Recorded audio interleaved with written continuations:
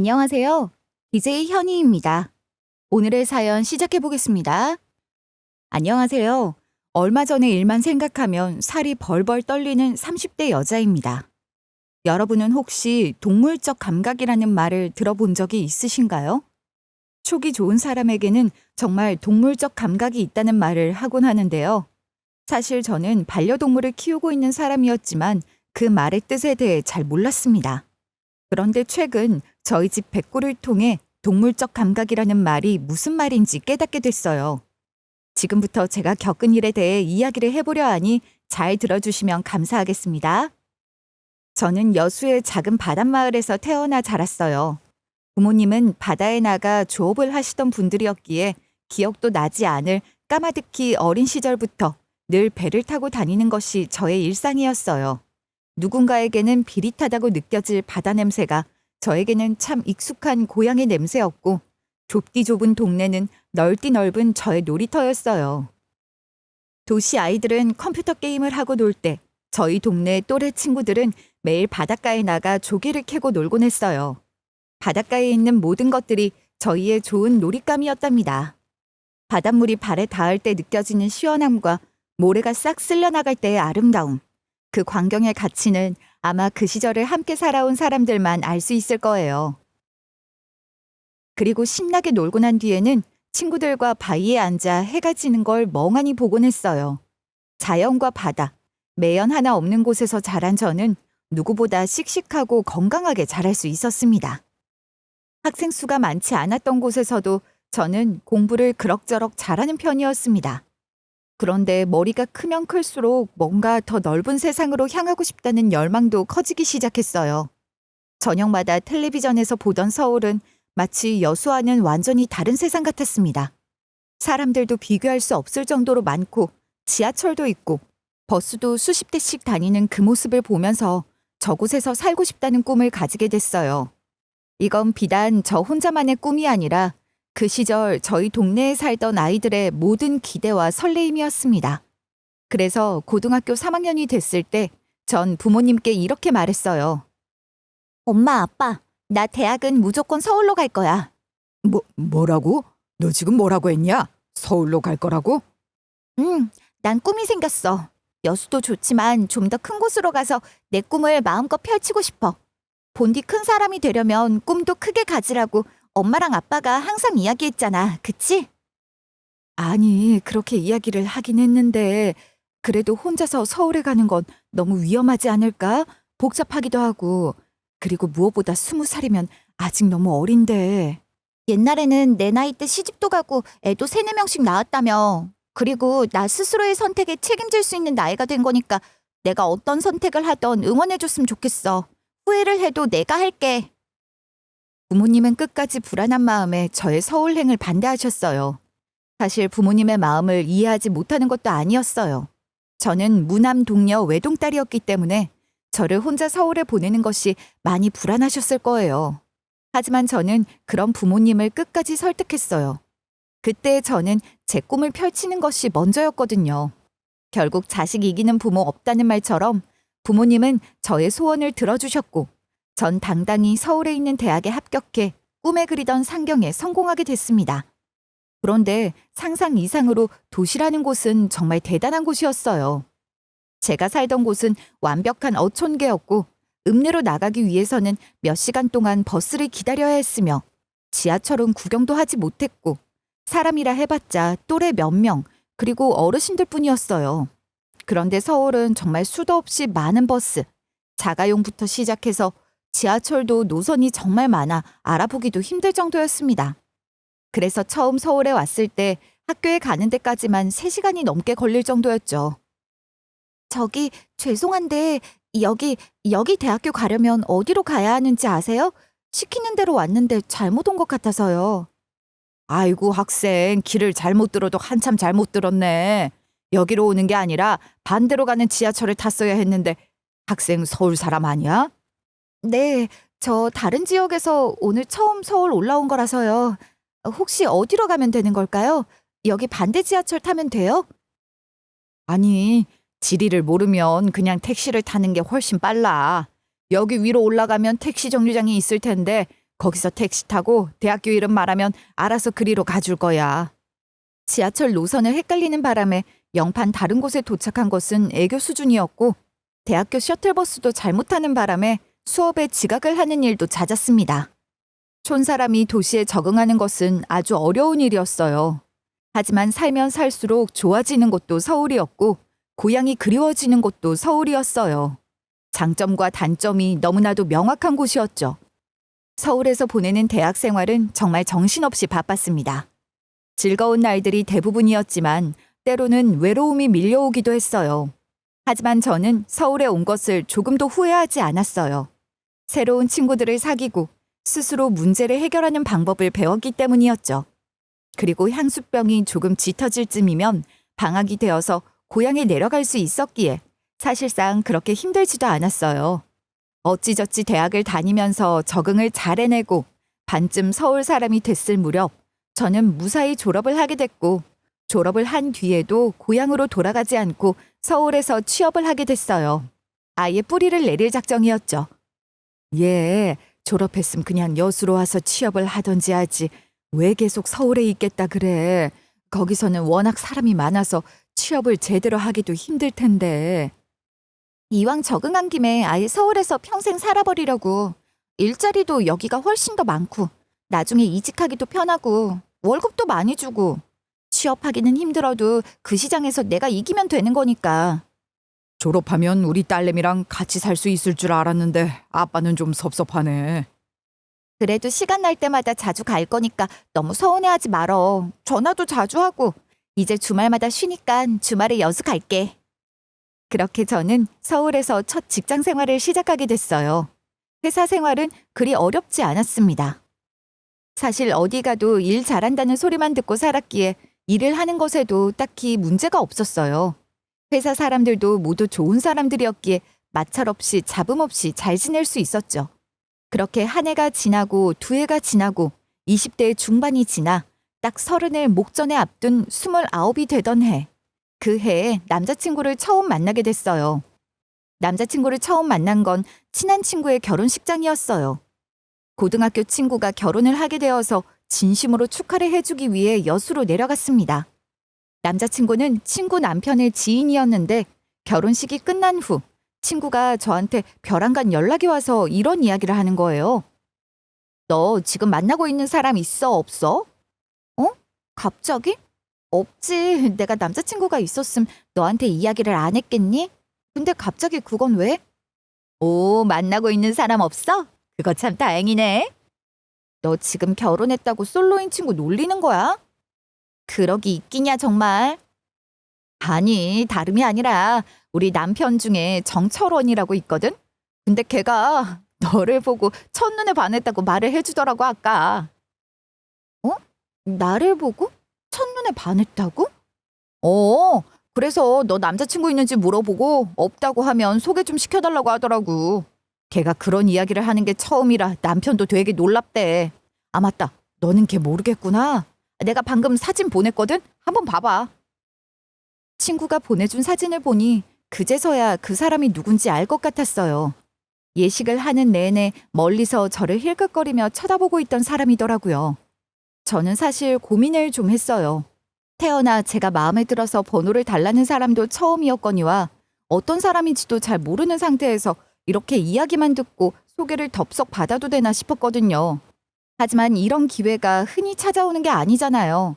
어차피 가볍게 소개만 받아보는 것이고 무조건 잘 되어야 한다는 법은 없기도 하고 또 마침 친구의 결혼식을 보면서 저도 누군가를 만나 연애를 해보고 싶다는 생각이 들기도 했고 그래서 저는 잠시 고민을 하다 연락이나 한번 해보자는 생각으로 친구에게 남자친구의 번호를 전달받았고 거기서부터 조심스럽게 연락을 시작하게 됐어요. 얼씨구, 그런데 웬걸요? 기대 반 걱정 반으로 그 사람과 연락을 하는데 생각보다 너무 잘 맞는 겁니다. 두 사람도 서울에 살고 있는데 사는 곳이 저와 그렇게 멀지 않더라고요. 게다가 직업이 무려 변호사인 거예요. 저는 그저 평범하게 살아가는 직장인이었는데 말이죠. 와, 대단한 직업을 가지고 계시네요. 상대적으로 제가 너무 부족해 보이는데요. 요즘 시대에 그런 게 어디 있어요. 자고로 옛말에 직업에는 귀천이 없다고 하잖아요. 저는 제 직업이 대단하다고 생각하지 않아요. 돈 버는 직장인들 모두가 대단한 거지. 그러니까 그렇게 말씀하지 않으셨으면 좋겠어요. 변호사라 함은 흔히 사람들이 대단하다고 말하는 사자 직업인데도 불구하고 그는 매우 겸손한 성격을 가지고 있었어요. 게다가 농담을 툭툭 던지는 것이 유머 코드에도 딱 맞아 떨어졌고 센스도 넘치고 알면 알수록 참 매력 있는 사람이라는 생각이 안 들 수가 없더라고요. 그래서 저도 부담감을 조금 내려놓고 그 사람을 알아가는 데 집중을 했고 한동안 쭉 연락을 이어오던 저희 두 사람은 처음 만난 그날 정식으로 알아가는 사이로 발전하게 됐어요. 휴대폰을 사이에 두고 밀고 당기기를 하다 연인 사이가 된 것이었죠. 오랜만에 하는 연애는 참 즐거웠습니다. 일을 하면서 한동안 잊고 살았던 온몸의 연애세포가 모두 활성화되어 활발하게 움직이는 것 같았어요. 남자친구는 바쁜 와중에도 항상 저를 먼저 챙기려고 했고 사소한 것 하나도 저에게 공유하려 했어요. 그게 쉬운 일이 아니라는 것을 알고 있었기에 그 작은 마음이 참 고맙더라고요. 그렇게 행복하고 평범하게 연애를 하던 어느 날 남자친구와 데이트를 하던 중 엄마에게서 전화가 걸려왔어요. 그런데 수화기 너머로 들려오는 엄마의 목소리가 심상치 않았습니다. 평소와는 다르게 힘이 하나도 없었습니다.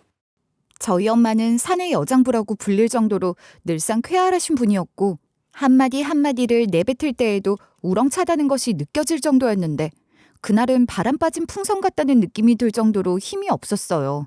그걸 알고 있었기에 걱정이 안 될 수가 없었죠. 엄마, 오랜만에 전화해서 목소리가 왜 그래? 어디 아파? 힘이 하나도 없네, 걱정되게. 시은아, 일을 어쩌면 좋니? 엄마가 걱정이 이만저만이 아니야. 요즘은 그냥 하루 온종일 힘이 하나도 없다. 왜? 대체 무슨 일이길래 그래? 말을 해야 알지. 우리 동네가 벼랑간 재개발을 한댄다. 참, 세상에 이런 날벼락이 어디 있다니? 뭐? 재개발? 갑자기? 한 번도 그런 이야기 없었잖아. 그런데 갑자기 왜? 모르겠어. 우리 중에 그 누구도 재개발에 관련된 이야기를 들은 적이 없는데 갑자기 재개발을 하겠다고 도시에서 찾아와서는 우리더러 3개월 안으로 동네를 비워달래. 적어도 이렇다 저렇다 설명은 해야 하는 게 도리 아니니? 냅다 찾아와서 나가라고 하면 누가 납득할 수 있겠어? 미친 사람들 아니야? 그거 내가 듣기론 사인도 다 받아야 하는 걸로 알고 있는데? 그런 것도 없이 그냥 나가라고만 했다고? 당연히 우리는 사인 안 해줬지. 절대로 재개발 동의 못하니까. 할 거면 동의서 들고 오라고 했더니 재개발 지역으로 지정이 됐고 이미 결정된 거라 철회도 못 시키니까 우리더러 나가라는 말만 하더라. 근데 우리 같은 늙은이들이 어디로 갈 수 있겠어. 지금 동네가 아주 난리야 난리. 생기가 하나도 없이 그냥 곳곳에서 앓는 소리 한숨 소리뿐이야. 어이가 없었습니다. 무엇보다 이사를 갈 곳도 마땅찮았을 뿐만 아니라 이사를 갈 곳이 있다고 하더라도 하루아침에 갈 수 있는 것도 아닌데 대체 어디서 그렇게 막무가내로 나오는 건가 싶었어요. 그래서 일단은 마을 사람들과 이사를 가지 않고 버티기로 했다고 하더라고요. 살면서 이렇게 황당한 일이 있을 수 있나 싶어 말도 나오지 않았어요. 주민들 동의 없이 강제로 진행하는 재개발은 명백한 불법으로 알고 있는데 무슨 배짱으로 그렇게 나오는 건지 알 수가 없었고 저희 어린 시절이 고스란히 담겨있는 저희 마을이 한순간에 사라져버린다는 것도 속상했지만 부모님이 평생을 살아오신 터전이 사라지는 것이었기에 그게 제일 속상했어요. 그렇게 엄마와의 통화가 끝난 후 제가 심각한 표정으로 한숨만 쉬고 있자 남자친구가 걱정스러운 표정으로 저의 손을 꼭 잡아주며 물었습니다. 무슨 일이길래 그래? 대충 들어보니까 재개발 어쩌고 하는 것 같던데. 아니, 여수에 있는 우리 동네 말이야. 벼랑간 도시 사람들이 찾아와서 강제로 재개발을 하려고 한다나 봐. 3개월 내로 집을 다 비워달라고 했대. 이게 말이나 돼? 무슨 조직폭력배도 아니고 멀쩡히 잘 살고 있는 사람들한테 막무가내로 이사를 가라는 게 말이 되냐고. 그 사람들은 이사 가는 걸 무슨 동네 마실 가는 것쯤으로 생각하는 모양이야. 기가 차서. 뭐? 그러니까 동의도 없이 그냥 막무가내로 쳐들어왔단 소리야? 그렇다니까. 그거 그 사람들이 법에 대해 잘 모르는 모양인데 명백히 고소 가능한 부분이야. 무슨 그런 양아치 같은 사람들이 다 있대. 어머님 정말 속상하시겠네. 우리 자기도 그렇고. 괜찮아. 그런 놈들한테 쫄 필요 없어. 여차하면 법적 대응으로 맞서면 되니까 너무 걱정하지 마. 속상했지만 남자친구가 마치 본인의 일인 양 화를 내주고 편을 들어주니 고마웠고 여차하면 남자친구를 통해 법적인 절차를 밟을 수도 있었기에 굉장히 든든했어요. 그렇게 마을을 비워줘야 하는 3개월이 흐른 뒤 엄마에게서 전화 한 통이 걸려왔어요. 시훈아, 어쩌면 좋아. 재개발 건설사 직원이라는 것들이 느닷없이 쳐들어와서는 집안 물건들을 하나하나 다 부수고 우리 동네를 쑥대밭으로 만들고 다니고 있어. 경찰을 부른다고 해도 아무 소용이 없고 정말 이를 어떻게 하면 좋으니? 뭐라고? 사전 연락도 없이 찾아와서 행패를 부리고 있다는 말이야? 우리 동네 사람들 단 한 사람도 안 나가고 버티고 있었거든. 3개월 동안 동의서는커녕 찾아오지도 않았으면서 나가기로 한 날인데 왜 약속을 안 지키느냐고 소리를 지르면서 아주 난리도 아니야. 어르신들은 울고불고 난리가 났고 살다 어떻게 이런 일을 겪을 수가 있는지. 경찰도 겁을 내지 않는 사람들은 내 생에 처음 봤다 정말. 엄마, 잠깐만 있어봐. 내가 뭔가 방법을 찾아볼게. 저는 화가 치밀어 올랐습니다. 아무리 재개발 건설사 직원들이라고 하더라도 버젓이 사람들이 살고 있는 터전에 쳐들어가 마구잡이로 세간살이를 부술 자격은 없는 거잖아요. 말도 안 되는 일이라 생각했고 가만히 있으면 안 되겠다 싶어 저는 남자친구에게 도움을 요청했습니다. 남자친구는 저의 얘기를 잠자코 듣더니 내용 증명부터 보내자는 이야기를 했어요. 내용 증명이 법적인 효력을 가지고 있는 서류였기 때문에 그래도 그나마 그걸 보내면 도움이 될 거라고 하더라고요.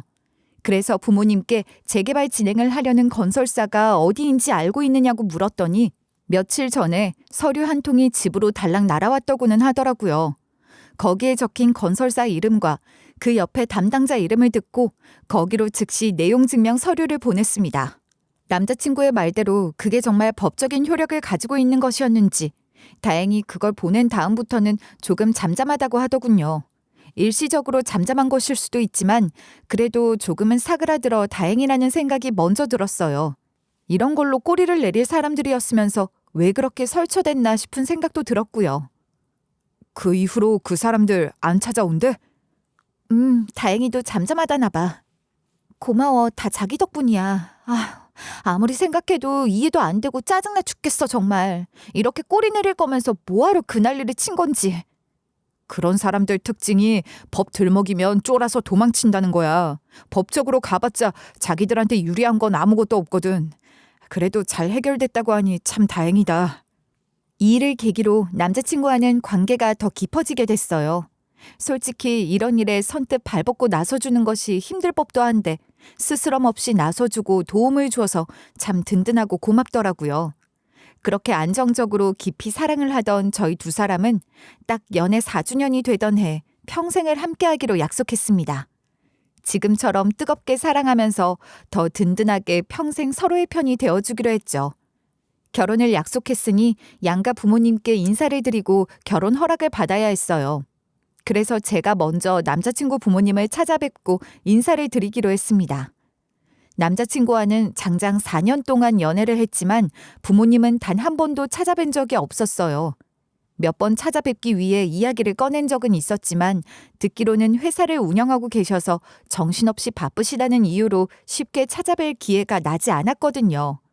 그래서 혹시라도 만나줄 시간이 없지 않으실까 하고 걱정을 했는데 다행히도 두 분은 없는 시간을 만들어서 내어주셨어요. 아무래도 아들의 결혼 상대가 누구인지 궁금하셨던 것 같았죠. 와, 그런데 이게 상당히 긴장이 되는 거더라고요. 그냥 예비 시부모님께 인사를 드리러 가는 것일 뿐인데도 너무 떨려서 심장이 입 밖으로 튀어나올 것 같았어요. 제가 필요 이상으로 긴장한 모습을 보이자 남자친구는 자지러질 듯이 웃어 보였습니다. 아니 자기야, 그냥 우리 부모님 뵈러 가는 것뿐인데 뭘 그렇게까지 긴장을 하고 그래. 표정이 너무 굳었는데? 자기는 아직 상황이 안 닥쳐서 그래. 자기 차례가 되면 이게 어떤 기분인지 제대로 알게 될걸? 어떡하지? 나 싫어하시는 거 아니야? 걱정하지 마. 우리 부모님 좋은 분들이셔. 그리고 항상 자기 칭찬만 했으니까 우리 부모님이 결혼을 반대하실 일 따위는 없을 거고 편한 마음으로 가자. 아무리 마음을 편하게 먹어보려고 해도 이게 쉽게 되지가 않더라고요.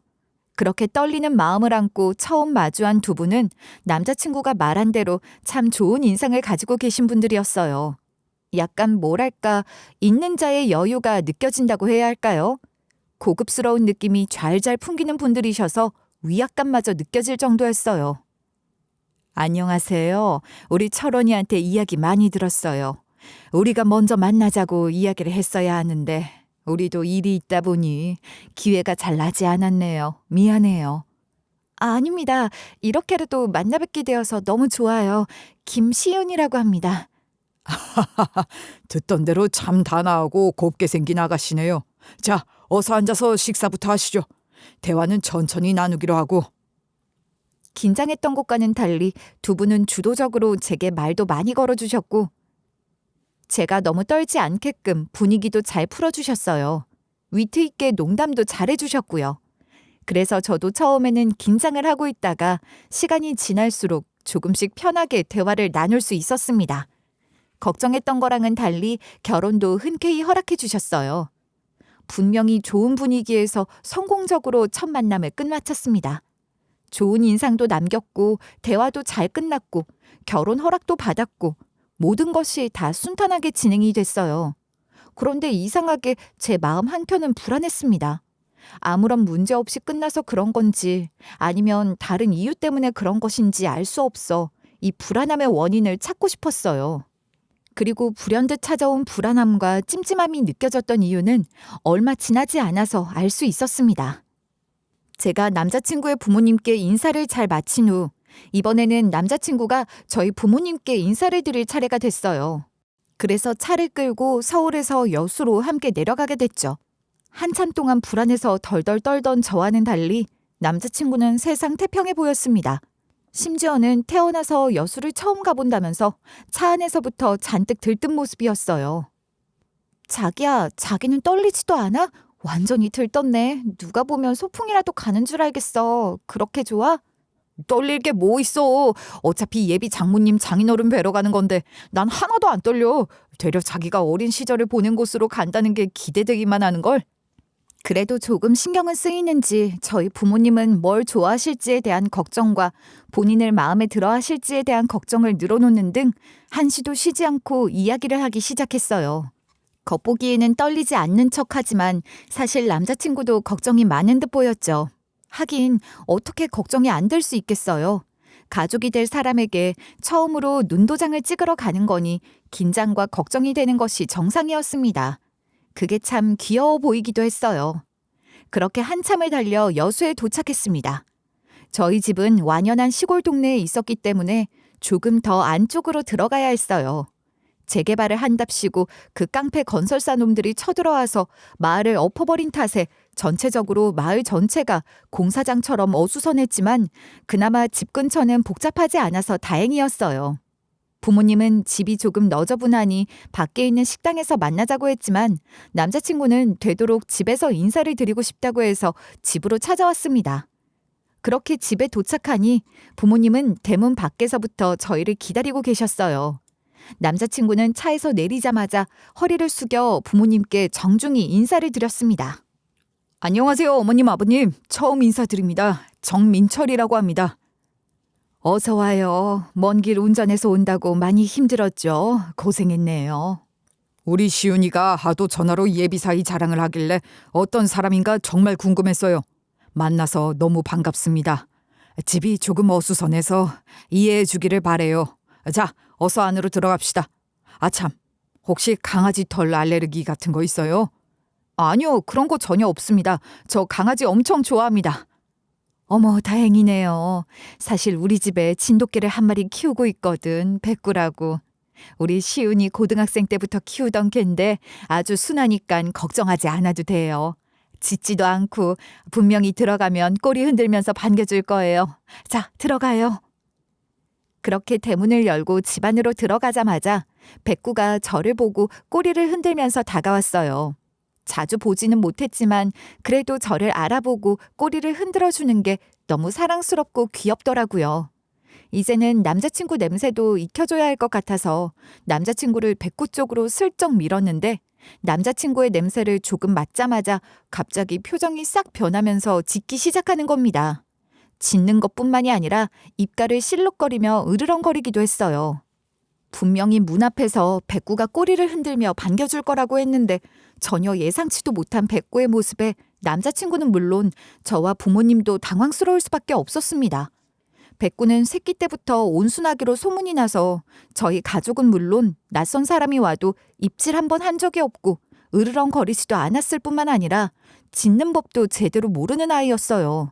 오죽하면 충직하게 집을 지키는 진돗개의 역할을 제대로 하지 못한다는 우스갯소리도 할 정도였는데 그런 순둥한 아이가 갑작스럽게 남자친구에게 이빨을 드러내고 지저대다니 당황스러운 것이 당연했죠. 우리 백구가 왜 그러지? 생전 낯선 사람 보고도 안 짖던 애인데 미안해요. 많이 놀랐죠? 분명히 꼬리 흔들면서 반겨줄 거라고 했는데 민망해라. 아닙니다. 강아지들은 원래 낯선 사람을 보면 좀 경계를 한다고들 하더라고요. 충분히 그럴 수 있다고 생각합니다. 인석, 누나 예비 남편인 거 보고 질투하는 거냐? 이 녀석이 평생 안 하던 짓을 하고 그래. 놀랬잖아. 부모님은 웃으며 장난스럽게 말씀하시고는 남자친구를 데리고 집 안으로 들어가셨는데 저는 이상하게 그런 백구의 모습이 찝찝하게 느껴졌어요. 개들은 아무 이유 없이 저런 행동을 하지 않는다고 어디선가 이야기를 들은 적이 있었거든요. 그날 남자친구와 저희 부모님 사이의 첫 만남은 아주 분위기가 좋았어요. 아빠가 남자친구를 테스트해본답시고 술을 진탕 먹여버리는 바람에 그날 서울로 돌아가지는 못하고 하룻밤 머물러야 했습니다. 모두가 잠들었을 때 저는 이런저런 복잡한 생각들 때문에 쉽게 잠들지 못하고 계속해서 뒤척였어요. 덕분에 밤잠을 설쳐버리고 말았죠. 그렇게 다음 날 날이 밝은 후 아침을 먹고 부모님께 인사를 드린 후 서울로 돌아가기 위해 집을 나섰어요. 집으로 가기 전 백구와 인사를 해야 할 것 같아 머리를 쓰다듬어주며 인사를 했고 남자친구와도 다시 한번 인사를 시켜줬습니다. 그런데 백구는 여전히 남자친구에게 경계를 하며 미친 듯 짖기 시작했어요. 얘가 정말 왜 이러지? 어디 아픈가? 원래 이런 애가 아닌데. 그러게 어제랑 오늘 계속 이상한 행동만 하네 우리 백구가. 아이 참, 보통 강아지들은 나 되게 좋아하던데 너는 왜 그러냐 임마. 나한테 너무 그러지 마. 앞으로 자주 보게 될 텐데 좀 친해져 보자. 형아야 형아, 민철이 형아. 남자친구가 머쓱해하며 지저대는 백구를 향해 손을 내민 그 순간 백구는 남자친구의 손을 콱 물어버렸습니다. 순식간에 일어나버린 일에 저도 부모님도 당황했고 백구도 본인의 행동에 적잖게 당황한 듯 뒷걸음질을 치기 시작했어요. 벼랑간 손을 물려버린 남자친구도 당황해하긴 마찬가지였죠. 당연히 물린 손은 연고를 발라주고 치료를 해줬습니다. 깨문 건 명백히 백구의 잘못이었지만 어딘가 석연찮은 부분은 분명히 존재했어요. 생판 처음 보는 남에게도 짖지 않고 입질 한 번 한 적 없던 백구가 남자친구에게만 이렇게 과민 반응을 한다는 건 당연히 신경이 쓰일 만한 부분이었어요. 미안해. 우리 백구가 원래 저런 애가 아닌데 오늘따라 유난히 예민하네. 아프지 않아? 많이 불편하면 서울 가서 병원부터 들릴까? 에이 무슨 개 물린 거 하나 가지고 병원에 간다고 그래. 괜찮아. 그렇게 깊이 물린 것도 아닌데 뭐. 피도 많이 안 나고. 그런데 정말 입질한 적이 한 번도 없었어? 나한테 개들이 싫어하는 냄새가 나나? 개들이 싫어하는 냄새가 뭔지 모르겠긴 한데 그냥 나이도 좀 있고 하니까 성격이 많이 예민해진 모양이야.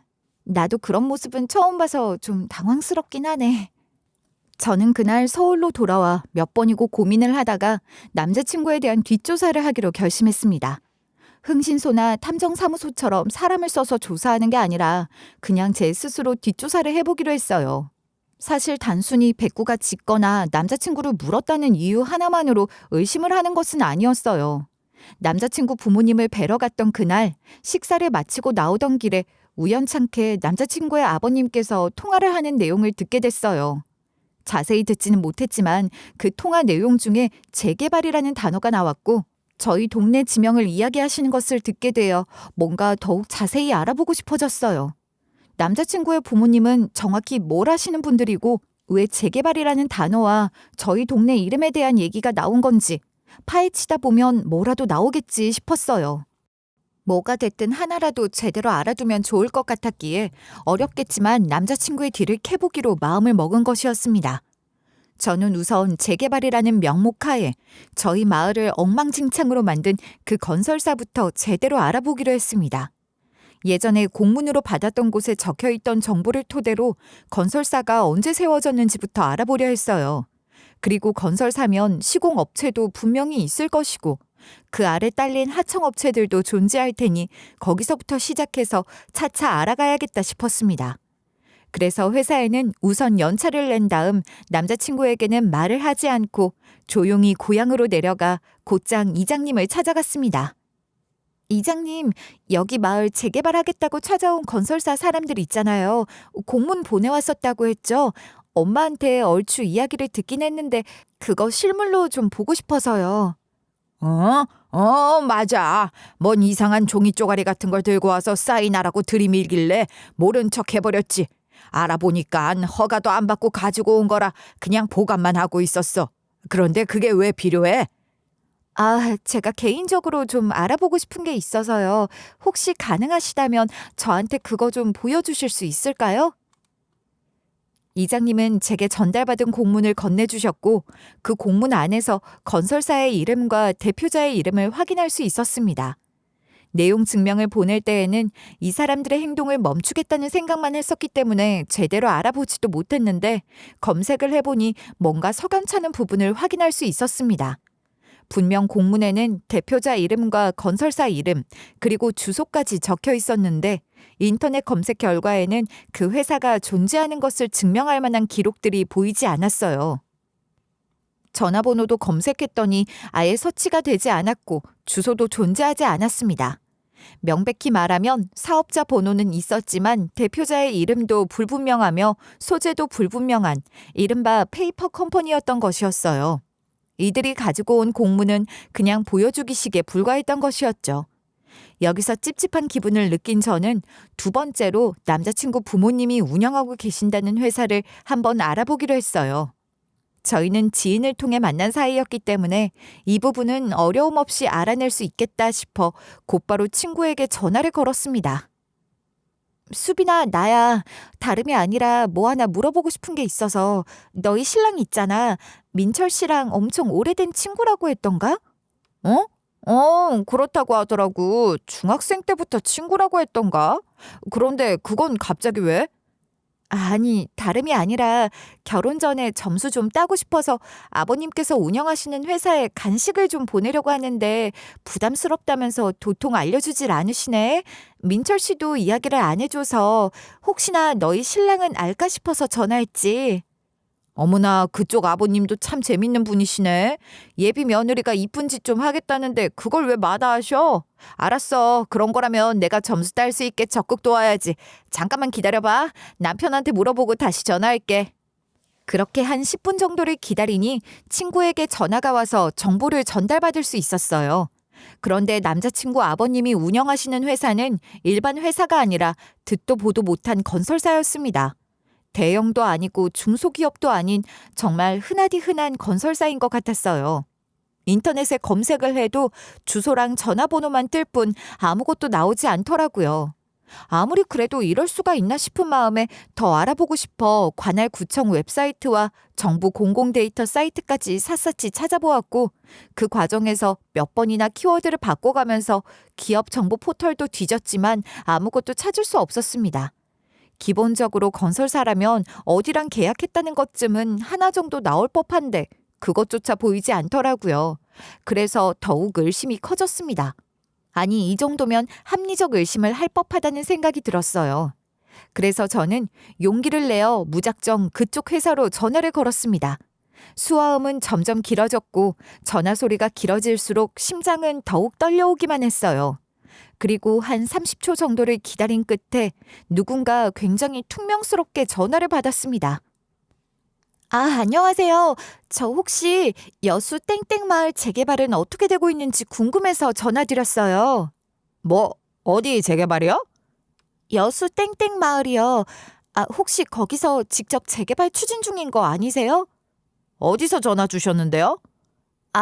저는 땡땡 마을에 살고 있는 주민인데요. 재개발한다고 해놓고 아무것도 안 하고 계셔서 혹시 재개발 취소된 건가 싶은 마음에 전화드렸어요.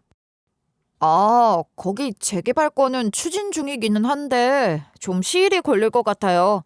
전에 마을 비워달라고 하지 않았었나요? 아직 이사 안 나가셨어요? 안 가셨으면 빨리 가세요. 혹시나 하는 마음으로 슬쩍 떠본 것이었는데 대답이 돌아오자 저의 심장은 보이지 않는 저 아래까지 쿵 하고 떨어지고 말았어요. 그 대답으로 인해 확실히 알 수 있었습니다. 남자친구 아버님이 운영을 하고 계시는 이름 모를 건설사가 제가 살던 마을을 쑥대밭으로 뒤집어 엎어버린 그 건설사와 같은 곳이라는 것을요. 그 말인 즉슨 그 인간 같지도 않은 행동을 저지른 것이 아버님 회사의 지시라는 말이 됐어요.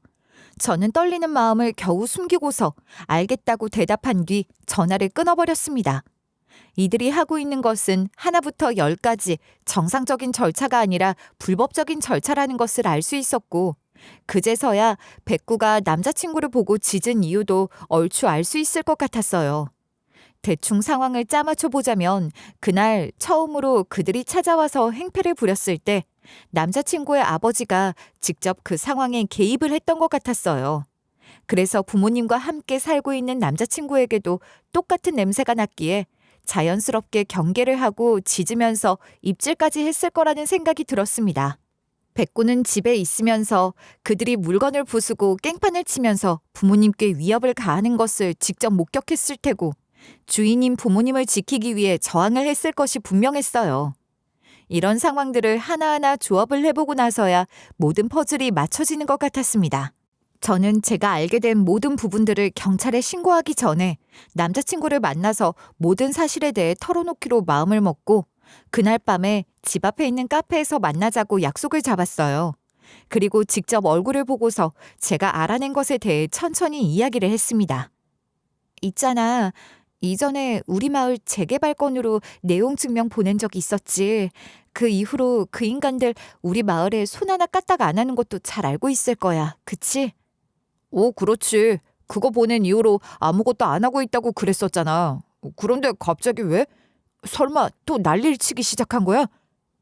아니, 그게 아니라 그 불법 재개발을 추진한 회사가 어딘지 알게 돼서 그거 말해주려고 만나자고 한 거야. 오, 그렇구나. 거기가 어디길래 그래? 우리 마을 재개발 추진하려 하면서 쑥대밭으로 만든 거기 아버님께서 운영하고 계시는 곳이더라. 알고 있었어? 아버님이 우리 마을 그렇게 만든 거. 제 말이 끝나기가 무섭게 남자친구의 표정은 사색이 됐습니다. 그런데 여기서 반전이 하나 있었어요. 남자친구는 본인의 아버지가 저희 마을 재개발에 관여한 줄도 모르고 있었다고 했어요. 그런데 어쩌면 모르는 것이 당연하다 싶었습니다. 저희가 받은 공문에는 버젓이 다른 사람의 이름이 적혀 있었으니 말이죠. 게다가 자신의 아들이 변호사로 일을 하고 있는데 불법적인 일을 한다고 당당하게 이야기를 할 수 있을 거라는 생각도 들지 않았어요. 그런데 거짓말이 아니라 남자친구는 정말 이 일에 대해서 전혀 모르고 있었던 것 같았습니다. 굉장히 당황스러워했거든요. 그래서 저는 남자친구의 눈을 똑바로 바라보며 이야기했어요. 그 사람들이 우리 마을을 그리고 우리 마을 사람들을 상대로 무슨 짓을 했는지 자기가 옆에서 지켜봤으니까 더 잘 알 거야. 그건 사람 대 사람으로서 할 짓이 아니었다는 거 자기도 인정했으니까 알지? 난 그런 부모를 가진 당신이랑 결혼을 할 수 없을 것 같아. 설령 부모님이랑 연을 끊는다고 하더라도 말이야. 잠깐만, 그러면 파혼을 하겠다는 소리야? 이 결혼 없던 일로 하자는 소리야. 그게 자기야. 있잖아, 사실은 나 전부 다 알고 있었어. 거짓말을 한 거야. 무슨 소리야? 거짓말이라고? 어디서부터 어디까지 거짓말이었던 건데? 우리 아버지랑 어머니가 유령회사 하청업체 만들어서 거기에다가 일감 던져주고 직원들은 아버지 회사 사람들 등록해놓고 거기서 발생하는 수익들 다 챙겨 먹은 다음에 예산 빼돌리고 하는 거 나 전부 다 알고 있었어. 거기다가 내용 증명 보낸 것도 다 알고 보낸 거야. 기가 막혀서 말이 나오지 않았어요. 결혼을 하지 않겠다고 말을 하니 그제서야 실토를 하는 꼴도 보기 싫었고 알고도 모른 척을 하고 있었다는 것도 말이 안 됐습니다. 법을 가장 잘 지켜야 하는 변호사라는 사람이 이런 짓을 눈 감아주고 있었단 거 여러분은 납득이 가시나요? 입이 10개라도 할 말이 없다며 그래도 한 번만 용서를 해줬으면 좋겠다고 말을 하는 남자친구를 보면서 세상에 믿을 놈 하나 없다는 말이 딱 이 말이구나 싶은 생각이 들었어요. 그래서 저는 아무런 대꾸도 하지 않고 곧바로 돌아 나와 경찰서로 향했습니다. 남자친구의 고백은 모두 휴대폰으로 녹음한 채 말이죠. 결론적으로 경찰 조사를 진행한 결과 시보무가 될 뻔했던 그들의 영업 방식은 상상 이상으로 불법과 부조리로 잔뜩 찌들어 있었습니다. 한마디로 완전히 최악이었죠. 허가받지 않은 재개발을 강제로 진행한 것뿐만 아니라 남자친구의 폭로대로 페이퍼 컴퍼니를 만들어 하청을 주고 거기서 수익을 빼먹고 있었던 것도 고스란히 사실로 드러났어요. 게다가 추가로 밝혀진 사실도 충격적이었어요. 법 규정에도 정해져 있지 않은 상여금부터 시작해서 연차 수당, 근로수당 등을 몰래 지급한 사실도 밝혀졌을 뿐 아니라 카드를 사용하면서 기록에도 남기지 않고 업무 추진비를 사용할 때에는 무조건 집행 내역을 기록해야 하는데 이 역시도 기록되어 있지 않은 것이 조사 결과 확인될 수 있었습니다. 이들이 여태까지 행하고 있었던 모든 것들은 불법이었고 처벌을 받을 수 있는 부분들이었어요. 결국 관련자들은 모조리 기소가 되었고 사건을 담당하게 된 조사관님은 한숨을 푹 내쉬며 제게 이렇게 말씀하시더군요. 이야, 건설사가 원래 부정부패가 많다는 건 암암리에 알고 있는 사실이긴 했는데 이 정도일 줄은 정말 꿈에도 몰랐습니다. 이 사람들 저희가 조사를 해보니까 이래저래 뒤에서 해먹은 게 한두 건이 아니네요. 그래요? 뭐 얼마나 심하길래 그래요? 아까도 말씀드렸던 것처럼 어지간한 기업에서는 이런 일들이 비일비재하게 일어나고 있고 업계끼리도 쉬쉬해주는 경향이 커요. 그런데 여기는 그런 수준을 뛰어넘었습니다. 법을 그냥 없는 수준으로 여기면서 자기네들끼리 돈을 가지고 놀았네요. 참, 이런 사람들이 무슨 건설사를 운영한다고. 결국 사건에 연루된 사람들은 집행유예 선고를 받게 됐고 남자친구의 부모님 또한 모든 혐의가 인정됐어요. 하지만 본인들의 범죄 혐의를 인정하지 않는다며 우기는 바람에 몇 개월 동안 재판이 이어지게 됐고 법정에서의 실랑이 끝에 5천만 원의 벌금형을 선고받게 됐어요. 저는 재판에 참여하지 않았지만 대충 듣기로는 그렇게 억울하다고 다른 사람들도 다 이러고 장사하는데 왜 자기네들에게만 그러느냐고 읍소를 했다고 하더라고요. 그런데 하나둘씩 빼도 박도 못할 증거가 나오자 입을 꾹 다물어 버리더니 이내 본인들의 혐의를 인정했다고 했어요. 그들이 처벌을 받게 되었기 때문에 자연스럽게 그 회사들도 하나둘씩 폐업 절차를 밟았고 자연스럽게 저희 마을의 재개발도 없던 일이 됐습니다. 그래서 저는 판결이 떨어지자마자 곧바로 엄마에게 전화를 걸어 이 소식을 전해드렸어요. 엄마, 이제 재개발 걱정 안 해도 돼. 어? 갑자기 그게 무슨 소리야? 갑자기 왜 사람들이 그냥 안 하기로 했대? 그 사람들이 안 하겠다고 한 것도 있기는 한데 그 사람들 범죄를 밥 먹듯이 저지른 사람들이었어. 어머, 범죄를 저지르고 있었다고? 그게 무슨 말이야? 자세히 좀 이야기해봐. 재개발을 진행하려는 것 자체가 불법이었더라고. 재개발 진행하려는 건설사 자체도 문제가 좀 많은 곳이었고. 그래서 내가 다 알아보고 신고했더니 재판에서 벌금형 선고받았다고 하더라. 아주 쌤통이지 뭐. 정말이야? 그럼 우리는 여태 범죄자한테 농락당하고 있었던 거네? 아이고, 속이 시원하다, 이 썩을 놈들. 그렇게 무자비하게 들어와서 온 동네를 쑥대밭으로 만들고 협박이란 협박은 다 하고 다니더니. 그런데 딸은 어떻게 알고 신고를 한 거야? 저는 숨을 한번 크게 들이쉬고 여태 있었던 일에 대해 모두 이야기했습니다. 전 남자친구에 관련된 내용을 엄마에게 이야기하는 건 결코 쉬운 일이 아니었어요.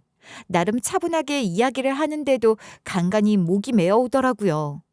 엄마는 잠자코 저의 이야기를 들으시더니 제게 어떤 말도 없이 잘했다고 현명한 선택을 했다는 말만 해주셨어요. 사실 엄마도 마음이 많이 아프실 것 같았습니다.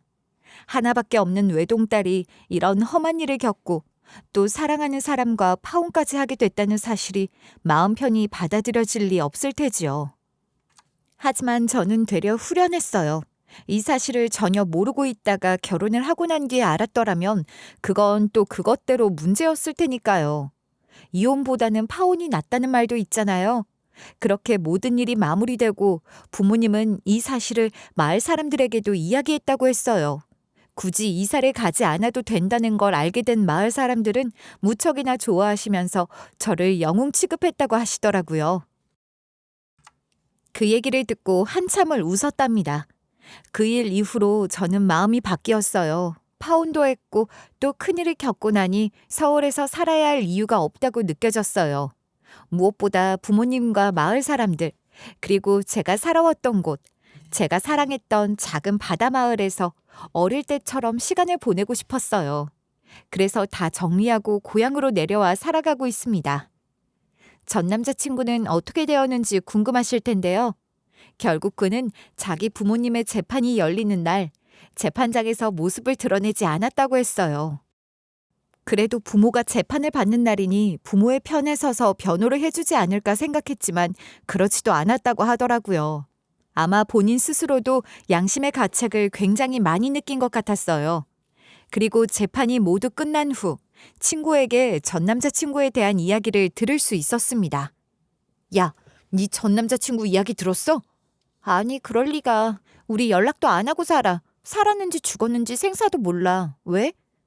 우리 남편도 이번에 실체 알고 연 끊었는데 듣기로는 아예 외국으로 나가버린다고 했대. 다시는 한국 안 들어오겠다고 했다더라. 아마 자기 부모 일로 너랑 그렇게 틀어지고 일이 꼬이기 시작하면서 느꼈던 게 컸던 모양이지. 아휴, 아무튼 네가 고생이 많았다. 아예 한국을 뜨게 됐다는 소식을 전해 들으면서 이런저런 생각이 들었지만 더 이상 그에 대한 생각을 하지 않기로 했어요. 이미 떠나간 인연이고 저와 저희 가족에게 해악을 끼친 원인이기도 하니 더 생각을 한다고 해서 좋을 건 없었습니다. 그렇게 저와 전 남자친구는 영원히 인연을 정리하게 됐고 저는 지금 새로운 삶을 찾아 앞으로 나아가고 있어요. 예전에는 참 넓은 곳으로 나아가고 싶다는 생각이 강했는데 지금은 이렇게 저희 동네에서 부모님이랑 같이 사는 게 제일 좋다는 것을 느끼며 살고 있습니다. 좋은 기회로 새로운 직장도 구하게 됐고요. 아마 이 기억을 잊어버리기까지는 긴 시간이 걸릴 테지만 그래도 주어진 삶에 충실하면서 최선을 다해 살아갈 거예요. 저의 이야기는 여기까지입니다. 끝까지 제 얘기를 들어주셔서 정말 감사합니다.